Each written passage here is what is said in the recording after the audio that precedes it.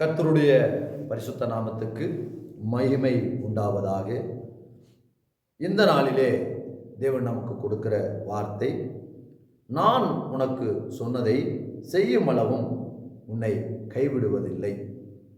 ஆதியாகமத்தினுடைய புஸ்தகம் 28வது அதிகாரத்திலே 15வது வசனத்தை தேவன் தருகிறார். எனக்கு அருமையான தேவ ஜனமே, தேவ பிள்ளைகளே, கர்த்தர் நாம் ரட்சிக்கப்பட்ட நாள் முதல் இந்த நாள் வரையிலும் அநேக வாக்குத்தத்தங்களை நமக்கு கொடுத்திருக்கலாம். ஆனால் கொடுத்த வாக்குத்தத்தங்களிலே ஒரு சில வாக்குத்தத்தங்கள் நிறைவேறி இருக்கிறது, ஒரு சில வாக்குத்தத்தங்கள் நிறைவேறவில்லையே. அப்ப தேவன் கொடுத்த வாக்குத்தத்தம் பொய்யா என்கிற ஒரு எண்ணங்கள் நமக்கு வரலாம். வானமும் பூமியும் ஒளிந்து போனாலும் கர்த்தருடைய வார்த்தை ஒருபோதும் ஒளிந்து போகாது.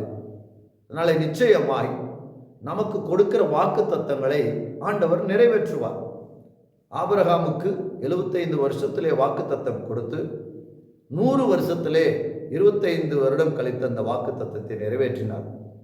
அதுபோல ஒரு சில வாக்குத்தத்தங்களை ஆண்டவர் நமக்கு நிறைவேற்றி இருக்கலாம், ஒரு சில வாக்குத்தத்தங்கள் காலதாமதமாகலாம். ஆனால் நிச்சயம் காலதாமதமானாலும் அவர் சொல்லுகிறார், நான் உனக்கு சொன்னதை செய்யும் அளவும் உன்னை கைவிடுதல் என்று சொல்லி அவர் கொடுத்த வாக்குத்தத்தங்களை நிச்சயம் நிறைவேற்றுவார். நிறைவேற்றி உண்மையாகவே நம்மை ஆசீர்வதிக்க அவர் போதுமானவராயிருக்கிறார். கர்த்தர் தாமே நம்மை ஆசீர்வதிப்பாராக. ஆமென்.